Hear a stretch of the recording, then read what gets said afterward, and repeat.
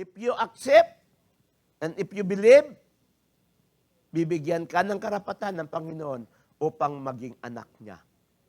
So, ibig sabihin, ito yung tinatawag natin na hindi relihiyon, kundi relasyon sa ating Panginoong Hesus. Ibig sabihin, bibigyan ka ng rights. Ibig sabihin, makakalapit ka sa Kanya at pwede kang humingi sa Kanya. Amin po ba? Pero hindi lahat ng tumatawag Panginoon, Panginoon, maliligtas. Sabihin natin yan, ha? Amin po ba? Nagpapaalala po palagi ang Biblia, pero sino ang maliligtas? Yung lahat lamang na gumagawa ng kanyang kalooban. Kamusta yung ginagawa mo? Kalooban ba ni Lord o kalooban mo? Pero in-expect mo, pagpalain ka ng God. In-expect mo, pag lumapit ka, ay bibigay ka agad sa lahat. Siguro kung may mga bata pupunta sa akin, hindi ko kilala sa umpisa, pag humingi ng pera, mag-isip ako, sino kayang batang ito? No? Mag-isip, kahit kayo, di ba? Sa Pilipinas, paglalapit ka, yung mga naghihingi-hingi lang sa kalye, di ba? Kahit may pera ka, naalangan ka magbigay. Kasi hindi mo alam kung yun ay gagamitin niya talaga, pangkain niya, o kung yun ay isusugal niya, o ano man ang gagawin niya, baka ibiligin na ng druga. Tama po? Pagawin natin, hindi kayo basta-basta nagbibigay. Kaya minsan may mga pagkakataon ako na mayroong lumapit sa akin, alam kong lasinggo eh. Pagbibigyan ko to ng pera, tsak to. 4 kantos ang dala nito pa uwi. Alam yung 4 kantos? Malinaw na malinaw. Oh. Yun yung Hinebra San Miguel na 4 kantos ang tawag. Kasi lasinggo nga. Ang alam nyo lang kasi pundador eh. Okay, na. So actually, pero alam kong nangangailangan. Yun nga lang, ang tendency, kung bibigyan ko siya ng cash, alam kong hindi sa tama niya gagamitin, kaya ang ginawa ko, dinala ko sa tindahan. Tara. Anong ginawa ko? Akong bumili ng kanyang lahat na pangangailangan. Ito, dalhin mo sa pamilya mo. Nag-aalangan ka, tama? Lalo sa Pilipinas, hindi mo alam kung sino. Hindi kaya nag-aalangan din si Lord sa iyo ngayong umaga? Anak ko ba to? So, mahalaga po yung ating relationship. Hindi lahat ng tumatawag sa Kanya, sinasagot niya. Tinitingnan din ng Lord, ay ang motibo mo. Yan ba talaga kailangan mo o ipagyayabang mo lang? God knows your heart. No? Kaya nga makita natin na mahalaga pala tayo po ay nagkakaroon dapat ng tunay na relationship kay God. Kasi alam natin na tayo ay lalapit sa Kanya. Kung tayo ay may totoong relasyon sa Kanya, makita natin hindi mahirap si Lord na sumagot sa ating mga dalangin. It's a relationship. Kaya makita natin na ang Panginoon napakaraming pangako. Pero ang pangako din na yan, ang problema, andyan lang yan hanggang hindi mo alam. At marami sa pangako, may mga kondisyon. Totoo ba? Tama po? No? Kahit ang Matthew 6:33, napaka-common para sa atin, may pangako din yun. Yun nga lang, may kondisyon sa una. Ano ang sabi ng Matthew 6:33? But seek ye first the kingdom of God and His righteousness pa. Huwag mo na all these things. Na? Seek ye first His kingdom and His righteousness, and all these things shall be added unto you. No? So actually, mayroon na, pero dadagdagan pa ng Lord kung uunahin natin siya. No? Palaging may kalakip. Pero nakita natin dito, sa pagkakataon na ito, during the time of resurrection, nakita natin ay ito'y pangako ng Panginoon sa atin. Nung wala ang Panginoon, walang pag-asa ang tao. Because it is written, ang kabayaran ng kasalanan ay kamatayan. So, ibig sabihin, lahat doon tayo mag-i-end up. Wala na. Tapos na. Pero salamat sa kay Lord dahil binayaran niya at nakita natin, nagkaroon ng pag-asa ang mundong ito. Amen. No? It seems impossible. No? Even when hope was buried in a tomb. But God fulfilled His promise. Amen po. So napakainam po kasi alam natin na ang Panginoon ay nag-promise siya. He fulfilled it. He secured it. Nangako siya, hindi lang kapatawaran ng kasalanan. Ano pa ang pangako niya sa atin? Buhay na walang hanggan. Marami sa mga tao na hindi nakakilala kay Lord, akala nila, pag sila'y namatay sa mundong ito, tapos na ang lahat. Kaya sabi niya, ayaw ko na maghirap. Gusto ko nang tapusin ang aking buhay. Akala nila tapos na. Alam niyo ba na ang buhay natin pagtapos nito ay dito pa lang nag-umpisa ang tinatawag na eternal life. Dalawa ang eternal life. Eternal life with the Lord. Ang isa ay eternal life, yun nga lang with punishment doon sa impyerno. Dalawa lang pupunta ng tao. Walang gitna. Yun nga lang, sabi ko nga nung last Sunday, ikaw magdesisyon sa buhay mo. Yung pag-ibig ng Lord, in-offered na sa'yo. Tatanggapin mo, hindi ikaw ang magdedesisyon. Bibigyan ka ng Lord ng kapatawaran ng lahat ng kasalanan. Ang kailangan lang, tanggapin mo si Jesus as Lord and Savior. Bibigyan ka ng Lord na eternal life, nasa sayo kung tatanggapin mo. Kahit magbibigay ako sa inyo ng pera ngayon, kung hindi nyo tatanggapin, hindi magiging inyo. So the same, yung ino-offer ng Lord sa atin.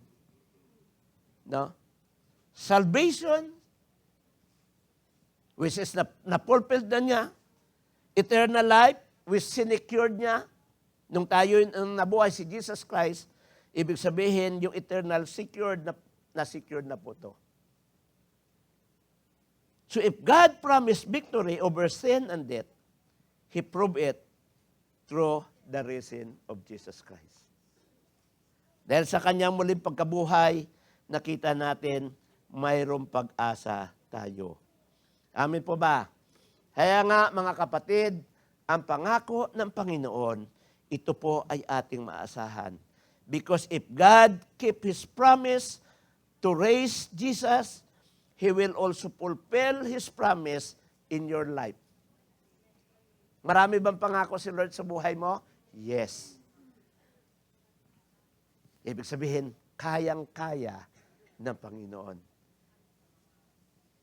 na abutin at i-fulfill niya yung promise sa buhay niyo. Amen. No? Di ba may isang awitin nagsasabi, kayang-kaya ni Jesus na ikaw ay pagpalain. Aawit tayo muli dun. Yeah, it's a song, but it is a testimony at true. Amen? Totoo po yun, na God kayang i-fulfill niya yung kanyang promise. Amen. So, resurrection confirms God's promise in our lives. Amen. Then pangalawa, the resurrection brings victory over sin and death, no? So nagdadala po siya sa atin, no, ng victory. Masarap ba pag nagtatagumpay? Mahirap pagtalo, no? Okay, but resurrection brings victory over sin and death. 1 Corinthians chapter 15, 55 to 57, actually, yung keynote dyan, tinan nyo, sabi dyan, no? O death, where is your victory? O death, where is your sting? Ibig sabihin, sa pagkabuhay naman muli ng Panginoon, wala na pong kapangyarihan ang kamatayan sa atin. Ibig sabihin, kung sinabi niya tayo ay muling mabubuhay, ibig sabihin, kaya niyang gawin ito. No? Kung sabihin niya, na tayo'y muling bubuhayin sa muling pagbabalik niya, mangyayari ang lahat. Dahil walang imposible sa ating Panginoong Hesus. Amin po ba? No? The resurrection of Jesus Christ is not just proof of life after death. It is the declaration of victory over sin and death. Napaglabanan niya lahat, mga kapatid Kung napaglabanan ng Panginoon, ibig sabihin, pwede rin po nating mapaglabanan. Amen. No? Kaya sabi diyan, through resurrection, sin no longer has power over us. Death is no longer the end. Kasi alam natin, may buhay na walang hanggan. No? And the grave is not our final destination. Kasi mayroong pangako si Lord sa atin na buhay na walang hanggan. No? Kaya nga, yung resurrection, sabi natin, that sin has been defeated. It no longer has the power to condemn those who are in Christ. Wala ng condemnation. Kaya kung mayroon kayo naririnig dyan, nako, walang kapatawaran ang iyong mga ginawa sa akin, tao lang nagsasabi nun. Kasi kay Lord, hindi. Lahat ng ating kasalanan ay kaya niyang patawarin. If we confess with our mouth, yung ating mga kasalanan, anong sabi ng Panginoon? He is faithful and just to forgive all our sins.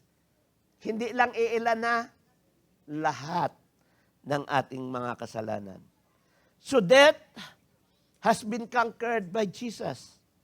It's no longer the end, but the doorway to eternal life. Ayun, tingnan natin, no? Kasi sabi nga dyan, no? Death is no longer the end. Ano ang tawag na ngayon? Sa yung doorway papunta sa eternal life. Because absent in this earth is present in the eyes of the Lord. Kaya akala mo, pag ginitil mo buhay mo dito, tapos hindi. Yan ang pinto sa pangwalang hanggan. Yung pagkawala natin dito sa mundo, hindi yan nagtapos ang buhay natin. Diyan pa lang mag-uumpisa yung eternal life natin. Amen po ba? No? So it's a doorway. No? That's why the enemy has been overcome. Ano ibig sabihin? Satan hold is broken. Yung control ng dyablo sa buhay natin is already broken. Amen po ba? Wala na siyang hawak. Kung noon hawak niya tayo, ngayon wala na. Nakalaya na tayo sa kasalanan. Nakalaya na tayo sa gapos ng kaaway. Tayo'y malaya na. Amen. No? It is broken. Kaya nga makita natin that Satan's hold is broken. The victory belongs to Jesus. Kaya nga, sabi natin, dapat nagse-celebrate tayo ngayong umaga because we are victorious. Amen?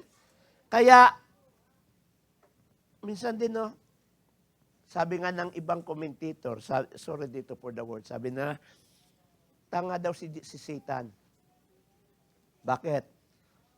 Akala nila, yung mga patay nila si Jesus, tapos ng lahat, over ka na, Jesus.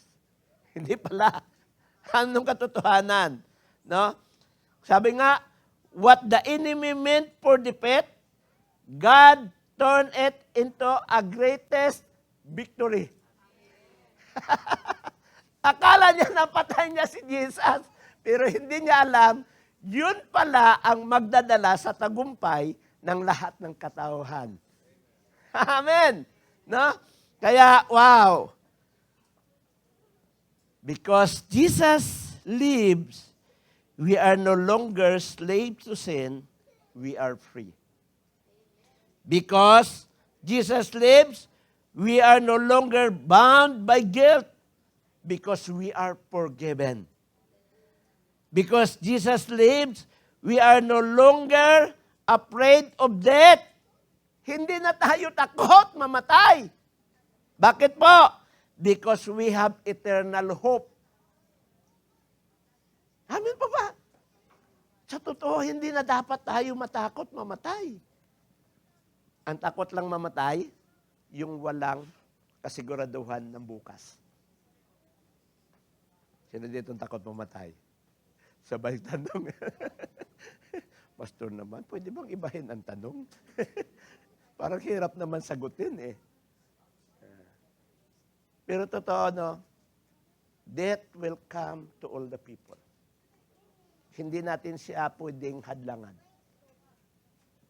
Pwedeng mamatay habang maliit pa, pwedeng kalagitnaan, tamtaman, o hanggang ikay tumanda. Walang pinipili yun. Eh minsan, Pastor, ay bakit yung masasama matagal mamatay? Yung mababait napapaaga. Isa lang ang ibig sabihin nun. Binibigyan sila ng chance ng Lord para magsisi. Kasi ang pangako ng Lord, no one will perish eh. Ayaw talaga ng Lord na may mapahamak. Amen po ba? No? Ang gusto ng Lord, lahat tayo maligtas. Yun nga lang, may sarili tayong desisyon sa buhay natin. No? Kaya, the resurrection power is not just something to celebrate, it's something to live in every day. Kaya nga, sa bawat araw ng ating buhay, dapat po tayo ay nabubuhay na mayroong saya. Dahil alam natin na ang Diyos natin pinaglilingkuran, buhay. Amen po. No? May eternal life na pangako ang Panginoon sa atin. Mawala man tayo sa mundong ito, alam natin mayroon tayong buhay na walang hanggan kasama po ang ating Panginoong Hesus. Amen. No? So the resurrection brings that victory over sin and death. At ang ganda nito, tingnan nyo. Sabi dyan, no? Jesus did not just die for us. He rose to forgive us victory. Kaya nga po, sabi diyan, the resurrection is like a receipt or a stamp. Ano yung stamp na mayroon? Paid in full.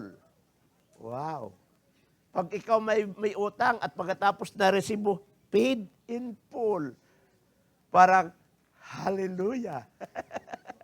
Amen po? No? So, ibig sabihin pala, no, lahat ng ating kasalanan, paid in full. The debt of sin is completely settled. Wala na lahat yung kasalanan mo. Binayaran na lahat ng Diyos doon sa Kalbaryo. Huwag mo nang bitbitin pa. Huwag mo nang sabihin pa, hindi talaga ako kaya patawarin ng Lord. Pinatawad ka na nga eh. Pag sinabi ng Lord pinatawad, ibig sabihin pinatawad yun. Paid in full. Kaya kung ang diablo lalapit sa iyo at magsasabi sa iyo, hindi, wala kang kwenta. No, Satan. Diyan ka nagkamali. Because Satan, all my sins is paid in full. Hallelujah. Amen. No? Paid in full. Kaya nga, mga kapatid, wala nang hawak sa atin ang kasalanan. Wala na dapat ang takot sa atin sa kamatayan kasi alam natin may pangako ang Panginoon. Buhay na walang hanggan. Amen. No? Pangatlo, the resurrection also give us new life. May bagong buhay nga ba talaga? 2 Corinthians chapter 5 verse 17 says, if anyone is in Christ, he is a new creation. Actually, kung tatapusin natin, the old has gone and the new has come. No? So, makita natin na totoo po nang dahil kay Kristo, tayo po ay isang bago ng nilalang. You believe that? No? So, the same power that raised Jesus from the dead is now working in us. From brokenness to restoration, From guilt to forgiveness, and from death to life. Wow! Isa pong napakaganda pangako ng Panginoon sa atin, dahil sa kanyang muling pagkabuhay, nagkaroon tayo ng isang bagong buhay muli. Sino dito ang binago ng Lord ang kanyang buhay? Ibig sabihin, may bago na tayong buhay kay Lord. No? So the resurrection of Jesus Christ is not only about what happened on Him, it's about what happened to us. Kaya totoo po, hindi po lang si Jesus, hindi si Jesus ang nakinabang. Tayo lahat yun. Yung nangyari doon sa cross, para sa iyo at para sa akin yun. Yung lahat ng kasalanan, dinala ng Lord doon, para wala na tayo. Amen po. No? So when Jesus rose from the dead, no, He did not just defeat the grave, He made a way for us to experience new life. Wow. Ulitin ko. When Jesus rose from the dead, nung siya ay nabuhay na muli, hindi lang niya po tinalo yung kamatayan, kundi ito rin ay nagbigay sa atin ng isang bagong daan papunta sa isang bagong buhay. Amen po ba? No? Because before Christ, we were spiritually dead. Totoo naman yun eh. Nung hindi pa namatay si Jesus Christ, patay tayo. Lahat. Kaya nga hindi tayo makadirect kay Jesus Christ eh. Kailangan natin ng tagapamagitan. No? We are all spiritually dead. No? But thank you. Ano pa? Hindi lang spiritually dead, trapped in sin. Kaya ang ating palagi noon na tema sa buhay, gusto kong bumait, pero hindi ko magawa. Na-trap kasi. Gusto mo naman bago. Sino ba ang gusto dito gumawa ng kasalanan? Wala. Sino gusto dito mapariwara ang buhay? Wala. Lahat gusto naman natin ayusin buhay natin eh. Kaya minsan naiinis ka sa sarili mo. Bakit gusto ko naman magbago? Ba't hindi ko pa rin magawa? Ayaw ko naman talagang ganito, pastor, na buhay eh. Pero, doon pa rin ako. Kaya minsan naiinis tayo sa sarili natin eh. Hindi naman itong gusto ko talagang buhay, gusto ko maayos, masaya, pero ano ito nasadlakan ko? Diba? Minsan nagtatanong tayo ng mga ganon. Bakit? Ibig sabihin kasi, kung wala si Jesus, na-trap tayo eh. Trap tayo saan? Sa kasalanan.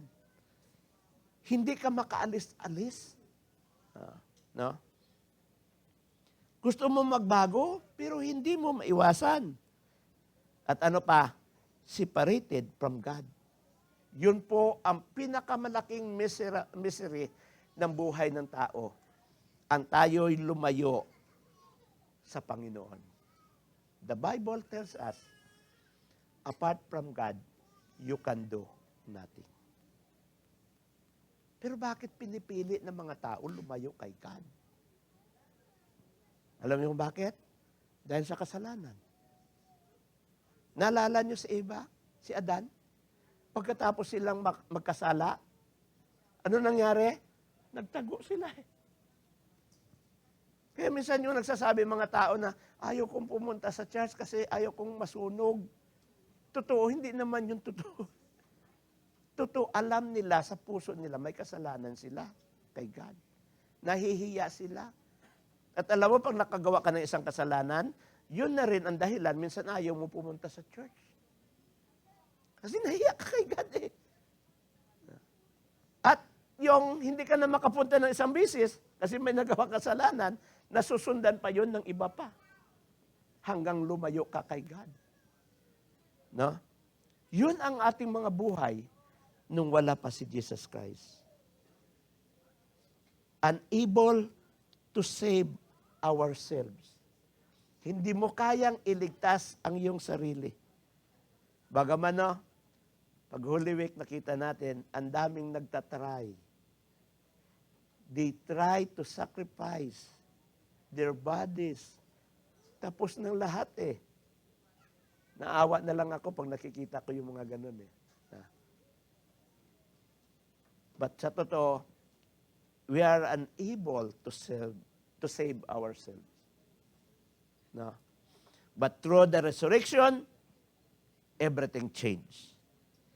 The same power that brought Jesus out of the tomb now work in us and bringing life where there was once death. No? So, ano po ang ibig sabihin nito? Makita natin dyan sa verse na mayroon pong dala to sa atin. Kaya nga sabi natin, the resurrection give us new life. Bakit po? Binibigyan tayo ng Lord ng bagong puso. Kailangan pala, no? Baguhin ang puso. Amin po ba? Yung lumang puso natin, hindi si Lord ang tinitibok nun eh. Yung lumang puso natin, hindi yun ayon sa kalooban ng Lord. Kaya kailangan natin new heart. Maganda ba ngayong umaga? Pwede natin sabihin, Lord, bigyan mo ako ng bagong puso, Lord. A heart that will worship you. A heart that will follow you, Lord God. Kasi kailangan mahalin natin si Lord ng buong puso eh. Love the Lord with all your heart. Pero yung lumang puso natin, hindi. Lord, susunod ako sa iyo, basta bigay mong gusto ko. Iba eh, conditional eh. Matuso yung dati natin puso eh. Kaya kailangan ipabago natin kay Lord, no? Amen po. A new heart. Which is ano? We are no longer the same person pag tayo po ay nasa kay Kristo. No? Because God changes us from the inside out. Hindi lang sa labas. Sabi nga namin kahapon sa cell group, actually yung inyong ginagawa sa labas, yan po ay resulta lamang kung ano ang mayroon ang puso mo. Mahirap magkunwari, sasabog ka.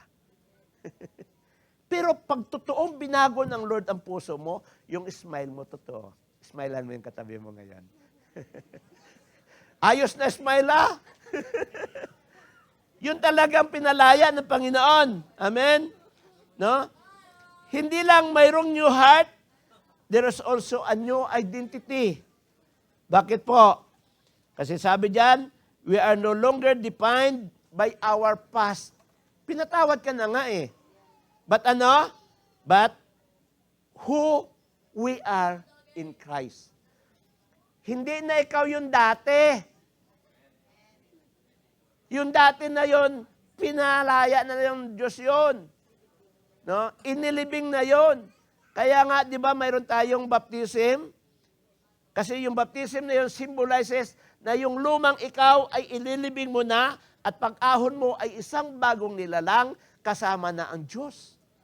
Kasi kung wala ang Diyos, babalik ka pa rin sa dati. Kaya kailangan kasama mo na si Lord every day.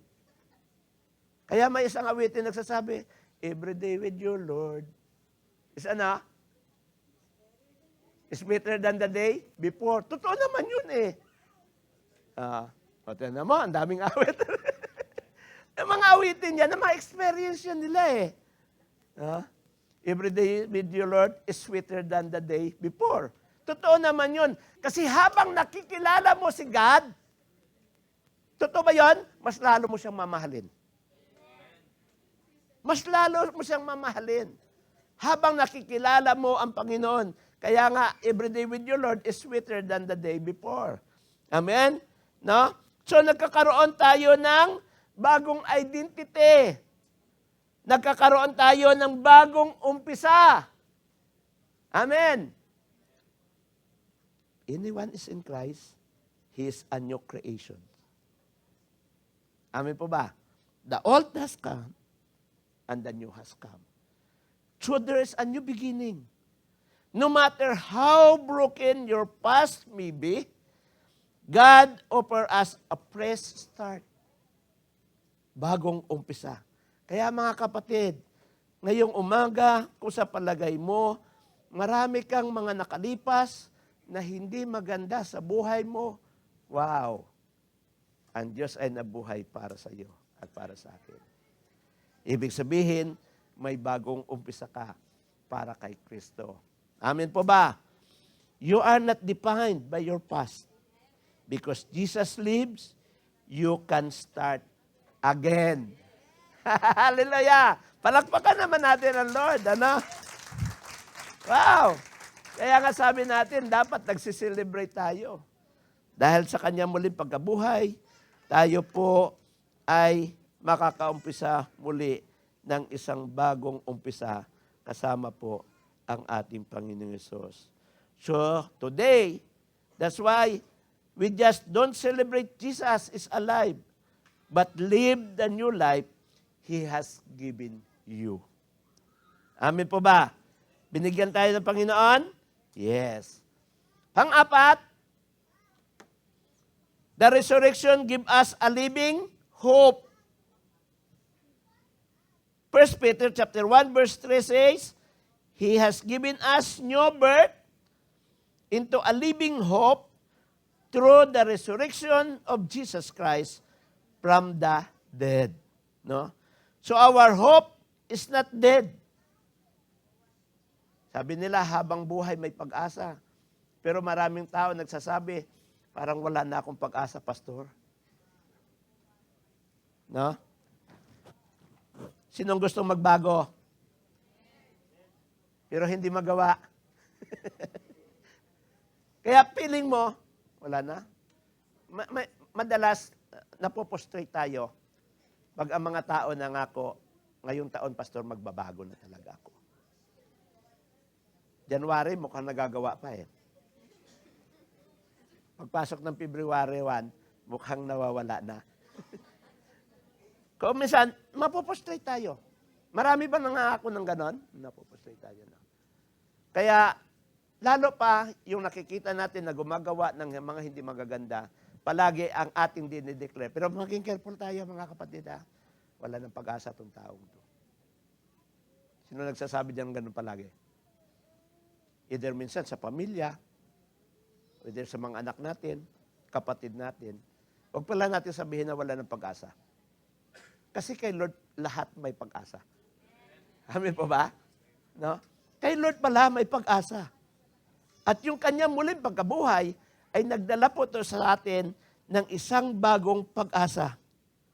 Amen po ba? That's why our hope is not dead. It is alive. Hope in trials, hope in suffering, and hope beyond the graves. No? So many people have hope, but often it is uncertain.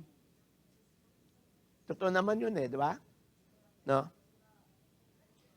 Sometimes, it depends on the circumstances. Kaya minsan, depende rin sa outcome, depende sa pagkatao. Pag seryoso, ay talaga nababago. Pero pag hindi seryoso, mukhang hindi napapako yung kanilang mga pangako. No. So when things go wrong, that kind of hope is easily. Pag nagsabi kang gusto mo magbago, tapos ang nagiging resulta hindi maganda, nawawala na kagad yung hope natin. Kaya nga, palagi nagsasabi tayo, wala ng pag-asa itong taong to. Mamamatay na itong gano'n na siya. Madali tayo mag-fade. But thank God. But the hope we have in Christ is different. It is alive. Amen po ba?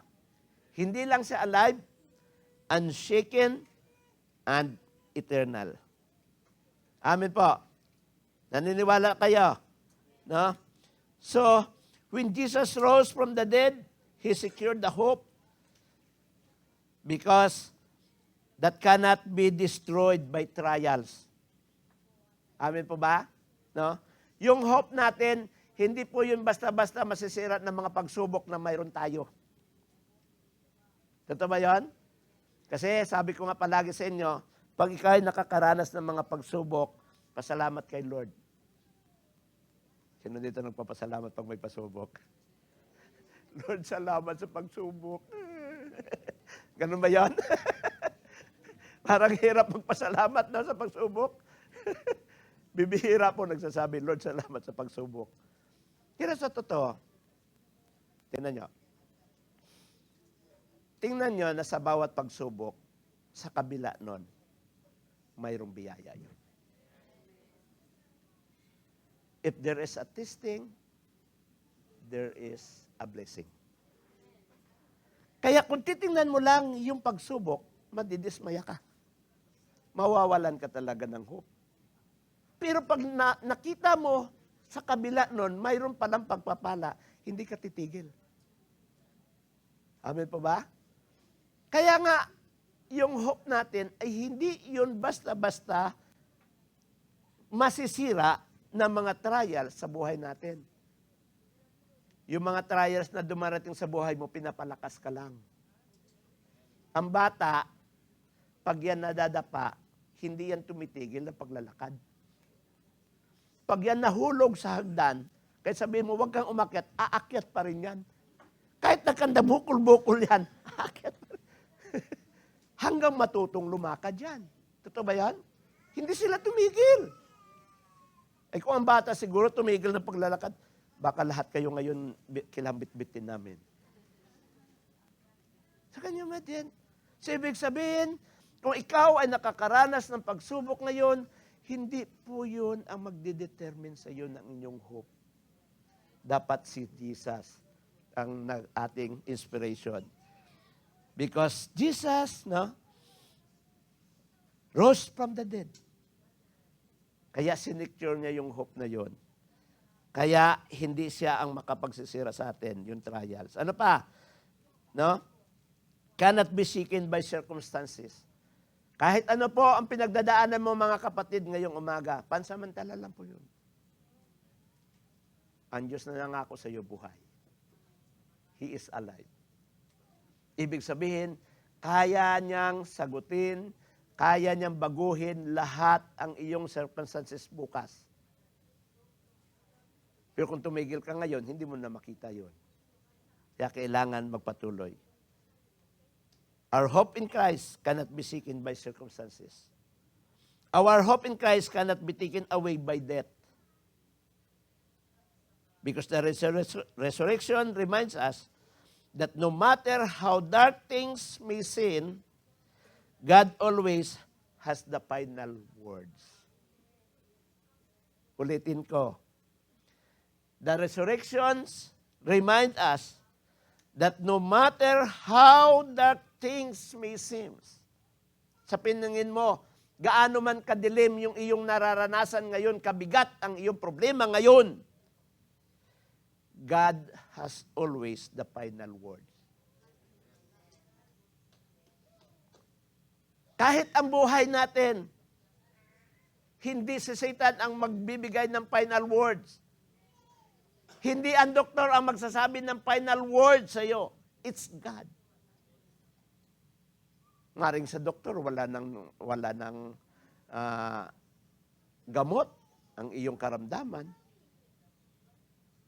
Pero kay God, nothing is impossible. Amen po ba? No? Kaya nga, sabi diyan, when life feels uncertain, when prayer seems unanswered, when the future looks unclear, we must hold on to this truth that Jesus is alive, so also our hope is alive. Amen. No? Kaya nga, sabi diyan, that the stone was rolled away, not to let Jesus out, but to let see that the tomb is empty. Ano ibig sabihin nun? Buhay ang Diyos natin na pinaglilingkuran. Amen. No? Kaya nga, mga kapatid, sa umagang ito, the empty tomb demands a response. The resurrection is not just something to believe in. It is something to respond to. Kaya nga, yung dalawang words nandyan. You ignore or you receive it. Dalawang bagay lang naman eh. No? Dalawang bagay lang ang pwede mong gawin. No? Today, we have seen that the power of resurrection is there. Because He is risen, God's promise are confirmed. Sin and death are defeated. New life is made available para sa ating lahat. And we have a living hope that will never fade. That's why the empty tomb is not just something we celebrate once a year. It is a truth that we must live every day. Dapat pala ay nasa isip natin to, nasa buhay natin to, every day. Na ibig sabihin, yung empty tomb na yon, nagpapatunay lamang na ang Diyos natin pinaglilingkuran, buhay siya magpakailanman. Amin po ba? Kaya nga po, ang desisyon nasa sa iyo. Ignore it or receive it. Para sa akin, mas nanaisin ko na tanggapin. Because ang resurrection is not just a history. It is also an invitation para sa ating lahat. Anong invitation yon? Invitation to leave behind the sin. Ano pa? An invitation to walk in a new life. An invitation to live in victory. An invitation to hold on to a living hope. Mga kapatid, Jesus is alive. And He is calling you today. Let's all stand. Hallelujah.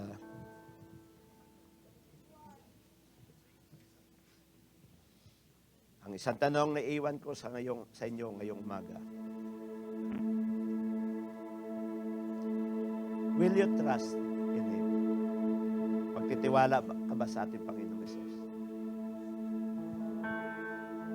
Will you surrender your life to Him? Kasi sabi nga natin, apart from God, we can do nothing. Kaya mo bang isurrender yung buhay mo kay Lord ngayong umaga? Will you allow His resurrection power to change you? Kung sa palagay mo, marami kang mga bagay na hindi mo kayang gawin, give it to the Lord. Hayaan mo na ang resurrection power na ito ang siyang magbabago sa buhay. Sabi nga, He is not in the grave. He is alive. And because He is alive, your life can be transformed forever. Wow! Kaya ngayong umaga, hayaan mo na hindi mo lang i-celebrate yung muling pagkabuhay ng Panginoon, kundi tanggapin mo ito sa iyong puso. Habang tinataas mo ang iyong kamay ngayong umaga, habang ating praise and worship ay maawit. At kung sa palagay mo, may mga bagay ka na dapat isurrender mo kay Lord, I will open also the space in the front. I invite you to come. At hayaan mo na si Lord ang magbigay o magkaroon ng full control sa buhay mo. Hallelujah. Yes, God.